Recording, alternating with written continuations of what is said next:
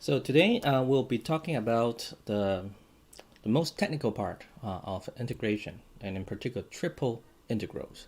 The difficulty is not really in the integration process, the definitions of Riemann sums. The main difficulty is in visualizing it properly. So we have done cases where we have non-rectangular two-dimensional domains. So they're still sort of easier to manage. You can choose either the x direction or y direction to integrate. And sometimes you need to solve x as a function of y, and sometimes y as a function of x. But there's a problem when you go up higher dimensions.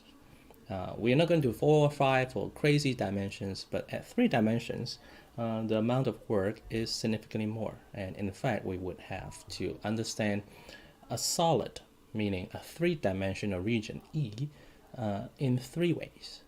And it has to do with projection. So again, the most difficult part is just to set up the integral properly. And once you have set up the integral, then we go back to the iterated integrals, which we could have done by just one quick example. Then you can do iterated integral because it's just repeating what you have learned from Math 124 again and again and again. All right, so today we are more focused on how we can geometrically understand the integration process on a three-dimensional domain. So here's the plan. I'll use some colors today, and the most important thing is this sketch. Even though we have a plotting software, but sketching really gets you the understanding the best. So the plan here is we're going to do projections. So 3 projections of a region E, which is in our 3, to the xy plane and the yz plane and the zx plane, or usually called xz plane, but I like it cyclical.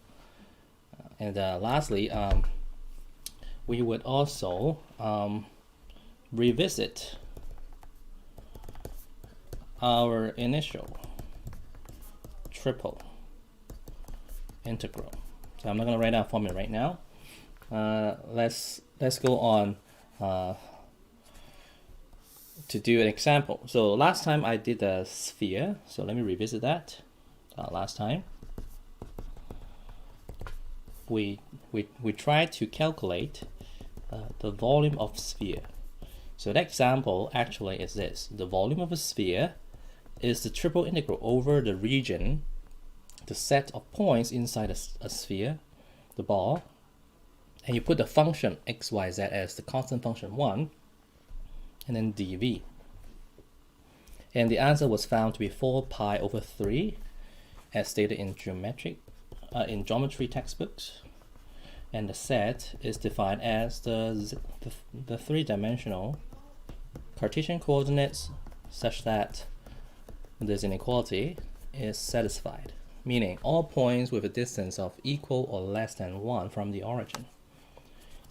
So I had a sketch already, and from this one 3-dimensional sketch, I'm gonna put 3 sketches. So first, try to draw a sphere, and this is the line behind it. So this is my sphere. So this is the sphere where the outside equation, the boundary of it. So that's the boundary of E. Okay? So that's the outer boundary. And we have done one way of integrating, and I used blue. So I thought, okay, if there's a point on the upper half of the sphere and on another point in the lower half of the sphere, then you could link it up with a line in the z direction. And by doing this, what I'm actually doing is I'm taking a viewpoint from above. So this is viewpoint number 1. So what I'm doing in this manner, when I'm looking at this vertical line of integration, where I was integrating in z first. That's for 1. What I'm looking at is I fix an x and y, and then I allow z to go from the highest point to the lowest point in the region. So if you take the viewpoint and looking only at the xy plane with the z-axis shrink to a point, let me move it further down so that you don't get confused. Yeah, so that was our original sketch. So one of the viewpoint is to take this viewpoint, and the z-axis got shrunk into a point. Then the projection of the whole sphere onto the xy plane looks like that.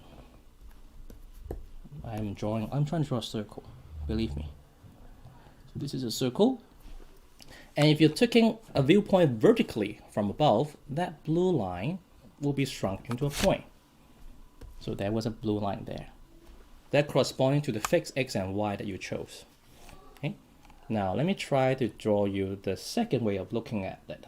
So if I'm looking at the original picture from the x direction, so this is the second viewpoint, and second viewpoint. So if I'm looking at this direction, then the x-axis would be shrunk into a point. What I'm looking at is the projection on the y-z plane. So the y-z plane looks like that, and the origin coincides with the whole x-axis. And again, I'll see a circle.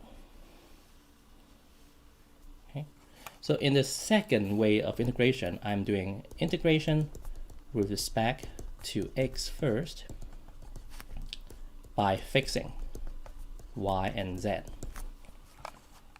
So if I'm doing that, I'm looking at a certain yz value fixed, and my line of integration might look like this. Just line segment of integration. And correspondingly, if you, well, I think the orientation isn't good enough. It should be parallel to the x-axis. So my line of integration might be like that. Okay, so this might be my line of integration. Oh, accidentally deleting this. Okay, so from my viewpoint of looking from the positive x-axis, what I would see here would be approximately this line segment shrunk to a point here. Okay, and the last viewpoint that we can take is to look from the y direction. So if I look from the y direction, that's the third viewpoint. Then what I would get is the third viewpoint representing the integration with respect to y first. And that's we fix x and z. So what you would see if you're looking from that way is going to be the zx plane look like that. I'm not rotating it yet, so but I'm just looking at it from the direction of the positive y-axis. It should look like this. But in textbooks, people usually plot the curve after the exact axis has been rotated to the usual orientation, so right-handed orientation. But I think this is just fine. So if I'm looking from the y direction, so I might be integrating like that. Okay, so if I'm integrating like that, I'm looking at this point after I shrink it. Okay, so you take a bit of an imagination. So there's this three way of integrating, and for each way of integration, you will have the inner integral. So in this second way of integration, you are integrating x first, so you will have a function. So the original function f of x, y, z. If you integrate with respect to x first, this will be a function of y and z. Okay, and then you have the outer integral over this region.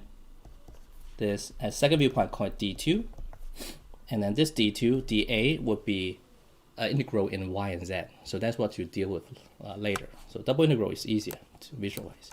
The previous one we have done is we're dealing with the double integral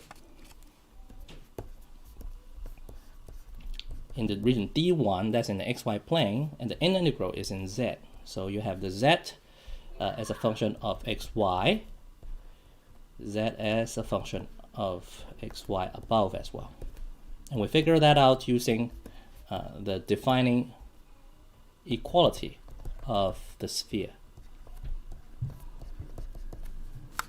Okay, so this little guy is going to be dx dy or dy dx. So now let me write you the full picture. This dA is going to be dy dz or dz dy.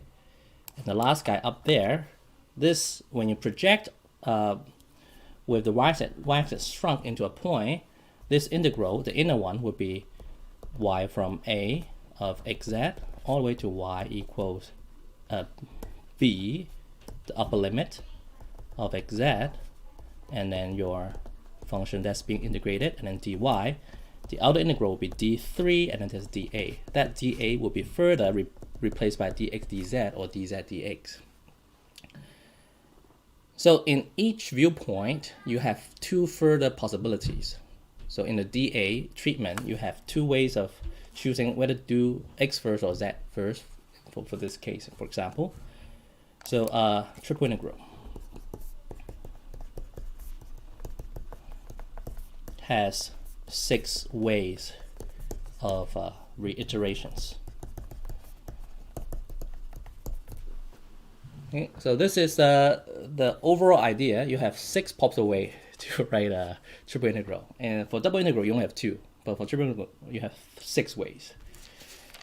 Okay, that makes some of your heads hurt. So let's do a simpler case. So last time I did a sphere because of the nice symmetry and easy to sketch. Now this time let me do another nice basic geometric figure in 3D. So I'm going to evaluate this triple integral over the region E, and the function is just z. F of x, y, z is just z, so the algebra should be easier. And E is the solid tetrahedron.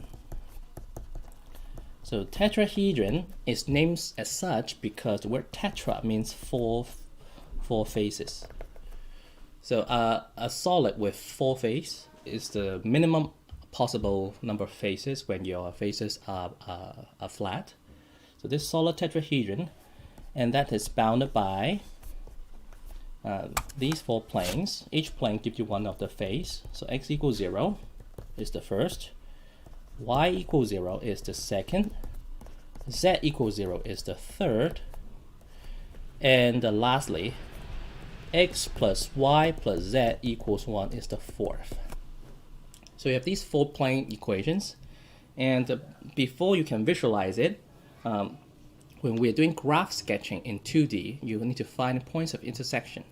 And for our case, in 3D, we need to find lines or curves of intersection. And secondarily, the intersection between the curves of intersection. So the intersection of intersection. Sounds hard, but it's actually not so bad for this one. So to sketch, you need to do some equation solving.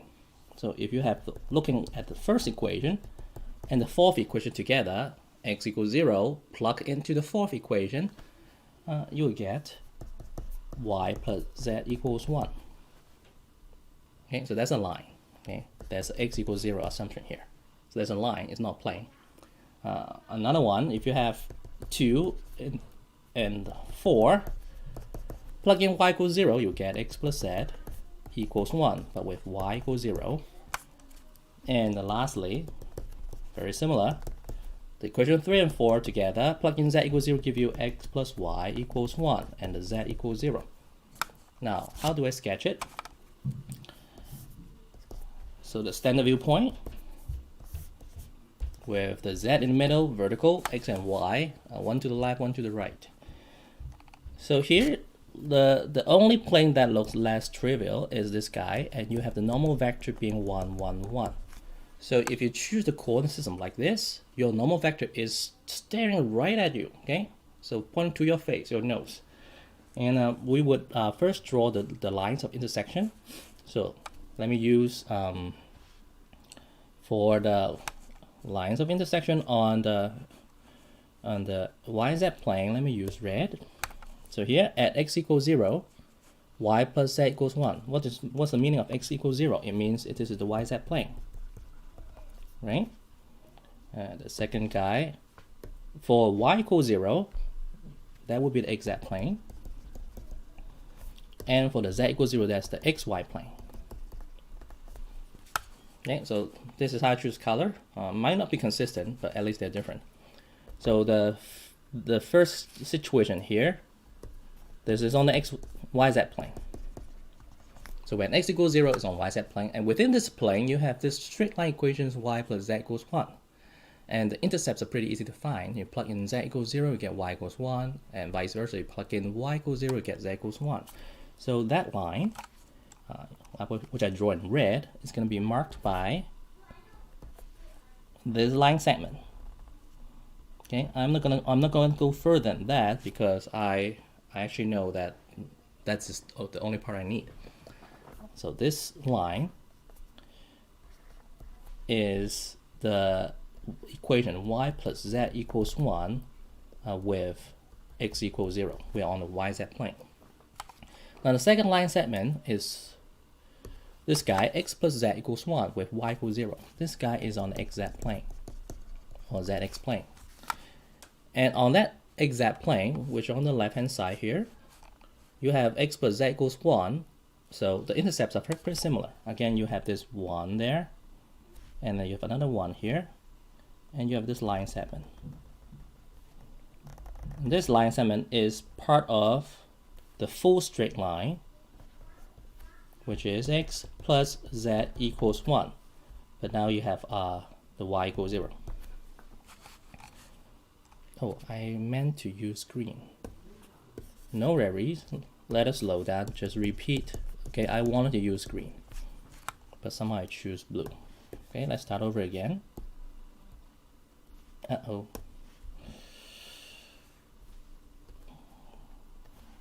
So here's 1. That is the second part, green. And the equation is x plus z equals 1, and that's when y equals 0. And last guy, the last one is for the xy plane. That one's in blue. So this is the xy plane because the z coordinate is 0, and we have x plus y equals 1. So this is right on the bottom. It's our base. So this one is x plus y equals 1, but with z equals 0. So now you can see we actually have figured out the intersection already.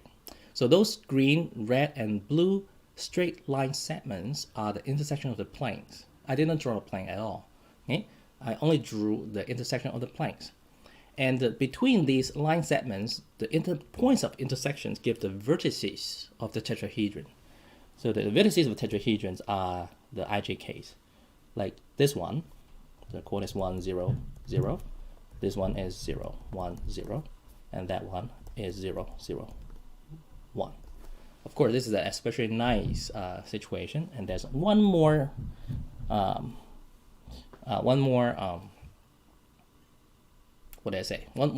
vertex, which is the origin.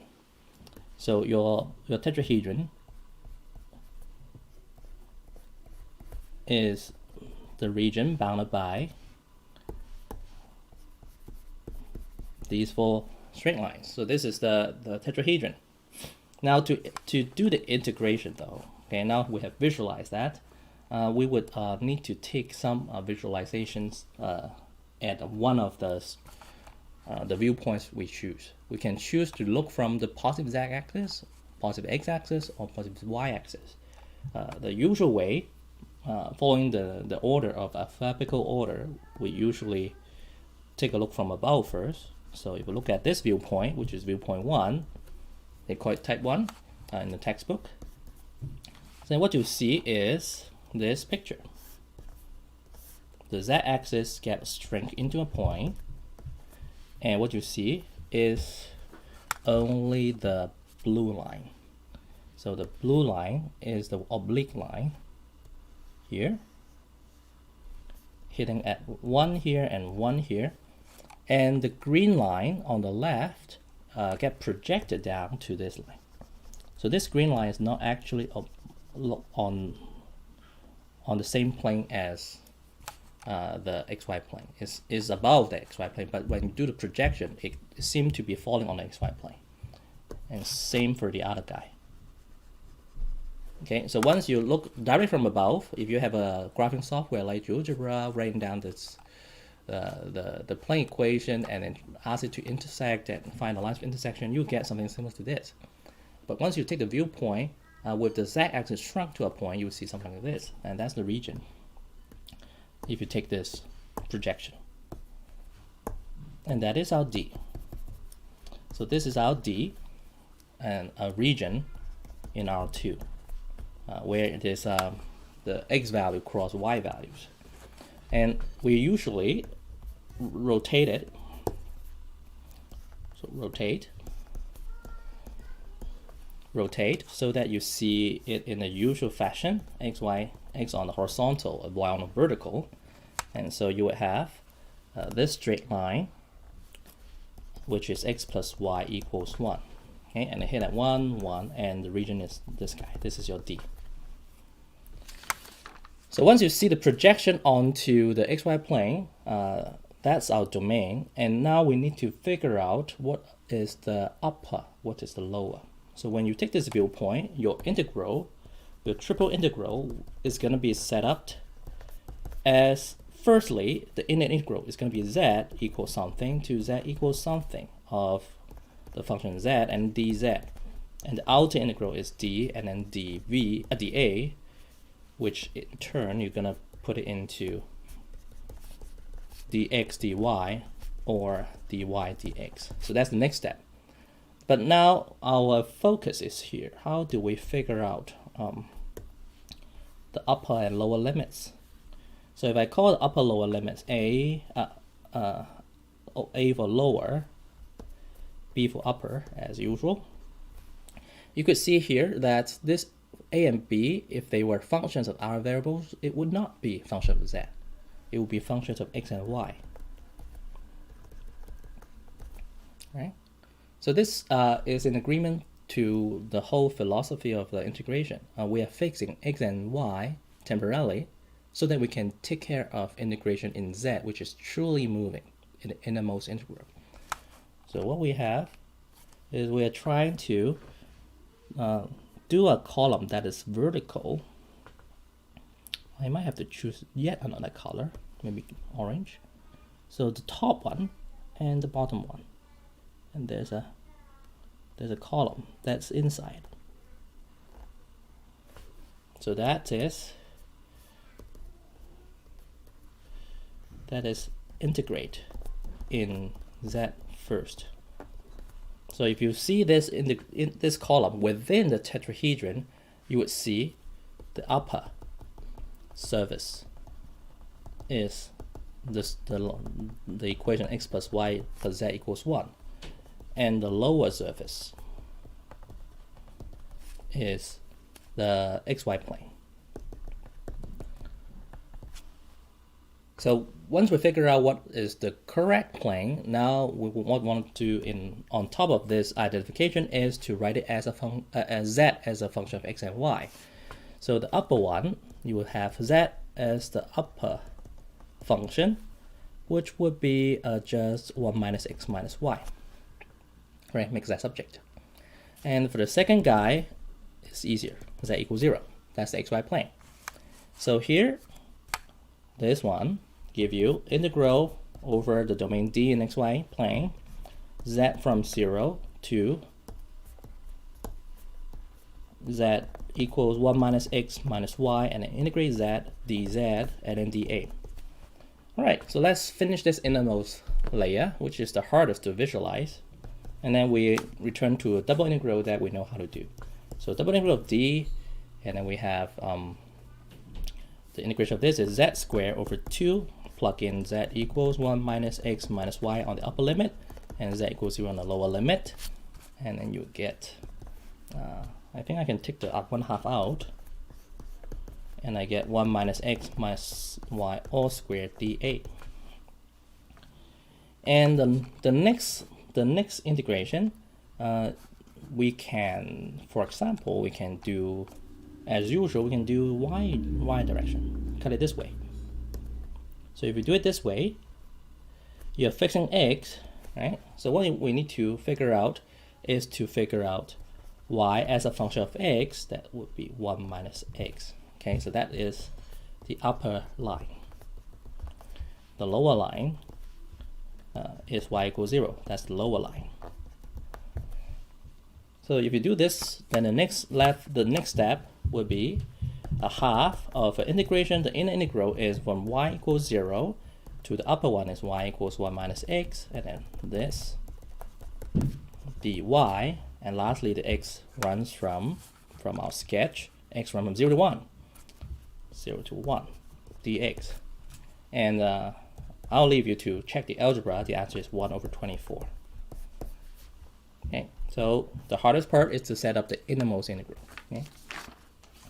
Now let's do a different case where we are not using the top viewpoint as usual. Another example that maybe looking at the other angles are better. So this is another example, integration over a solid.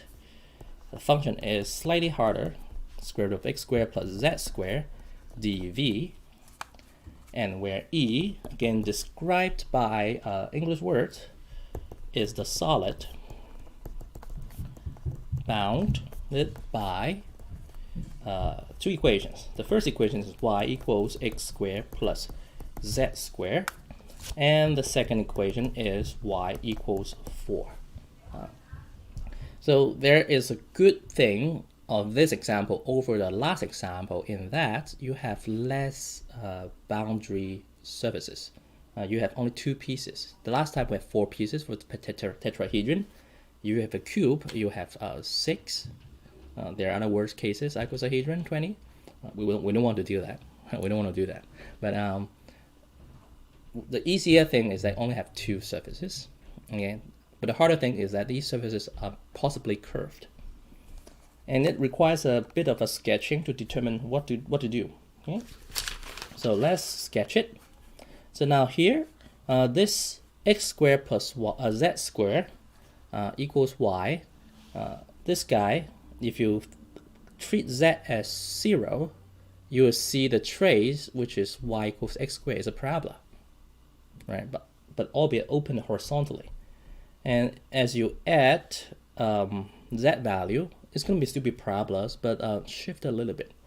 And this curve is one of the quadratic surfaces. You can plot it on GeoGebra, but I'll just give you the sketch, which you can copy from a 3D calculator. In fact, let me change the coordinate a little bit to emphasize something.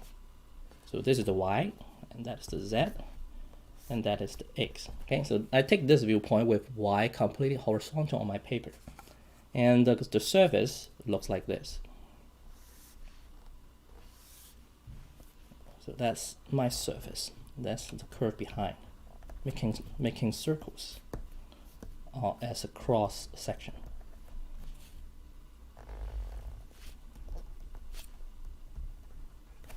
And the last one with the middle part at 4. Okay, so this is our solid. This is our solid E. So I did not draw the plane y equals 4, but as I marked down the value 4 on the y-axis, that's the vertical plane in our viewpoint, the vertical plane cutting the paraboloid at this place. So that's a solid. Now, if we take the usual viewpoint 1,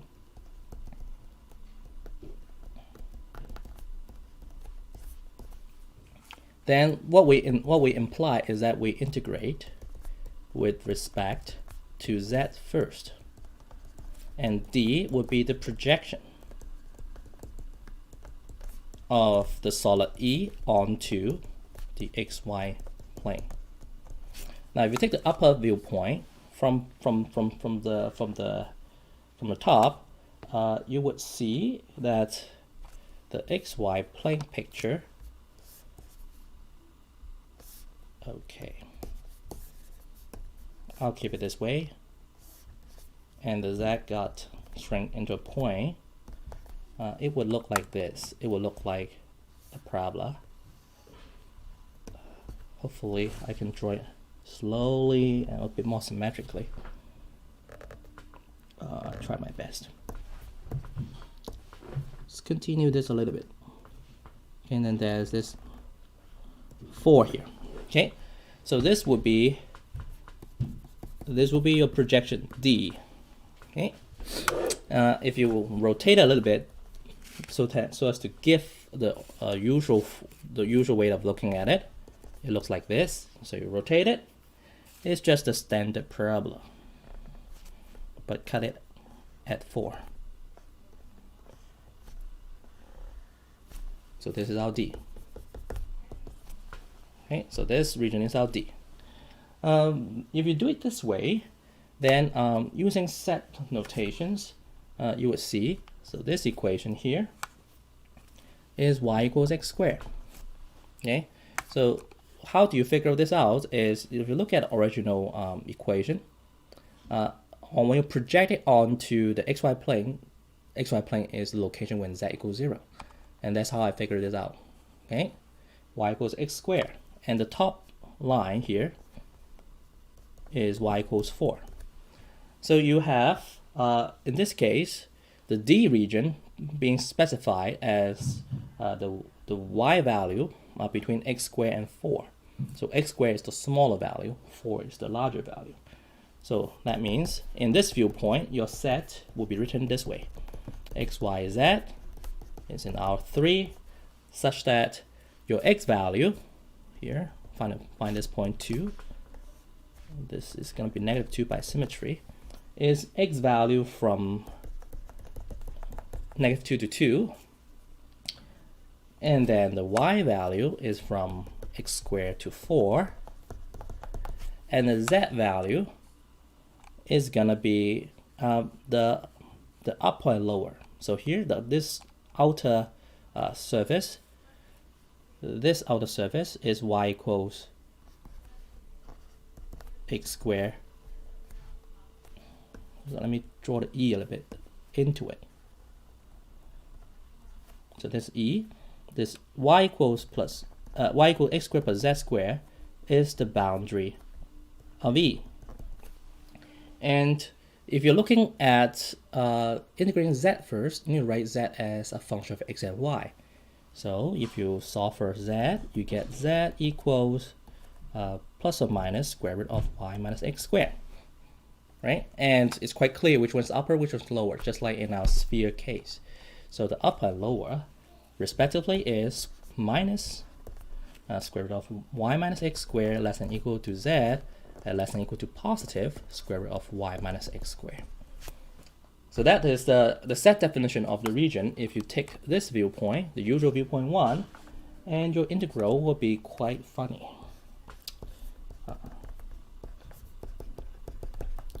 Which I dare not go on, but I can write down the definition, and then throw it to a computer to work it out. So if you copy all these definitions down, you get this iterated integral, and the function was square root of x squared plus z squared dz dy dx. Okay, so I have this whole triple integral in the iterated form. Integrating with respect to dz will give you an integral with a square root. We knew how to do that, but the difficult thing is when you sub in the upper and lower limits, and that would be super yucky. So don't do that. The algebra will be hard. It's actually very hard. Okay, and the other way to do that is not to take that viewpoint. So instead of taking this upper viewpoint, in fact, another natural viewpoint is to take the y viewpoint. That I think is the third viewpoint.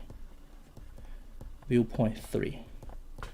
If you take the third viewpoint, projecting the whole solid onto the exact plane, that is way better. So your exact plane picture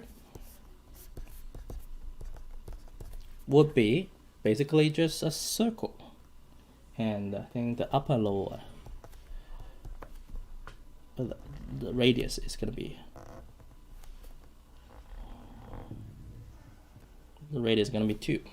Okay, so if you go back and check the picture here, if you look at it in that angle, that will be the projection.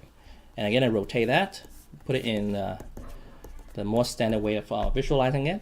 I get a different domain, and this domain I call it D3, and the circle is given by x squared plus z squared equals 4 because the radius is 2. Okay, so that's my D3. And in this way, I'm going to integrate with respect to y first.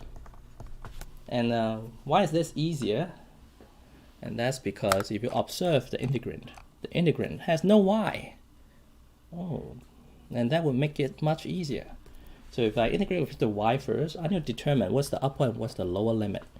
And in y direction, the higher one, if you think about y as the vertical up, the top lid is gonna be here. So that's the top. Let me use different color. This is the top surface in y, and the bottom surface in y is just the paraboloid. Okay, so it's just integrate from x squared plus z squared to 4. So that makes it much easier. So the same integral over the region E, and then dv, and take the integral, the y would start from the paraboloid, which is x squared plus z squared, and then to the top, which is 4, and then integrate this. Now the inner integral is the hardest part, and when this one's doable, the next step is way better. And the next step will be just D3, which I show you before. Up there is just a circle, and that's dA. And so the inner one will be double integral D3, and then if you integrate that, you get 4 minus x squared minus z squared times x squared plus z squared, because effectively with respect to y, the whole integrand is a constant. So I'm just multiplying the integrand with just the length of the interval of integration in y. And so that is done, dy is done, and then you have dA, which is in dx dz or dz dx, which I won't do. That one, if you use polar coordinates, will be easier. Okay, and the answer is 128 pi over 15. And I don't have time to return to my initial integral, which I'll leave it for after our break. Okay. So the overall idea of this lecture is about looking at a three-dimensional solid in the correct orientation, either from the x or from y or from z axis, and then draw the projection.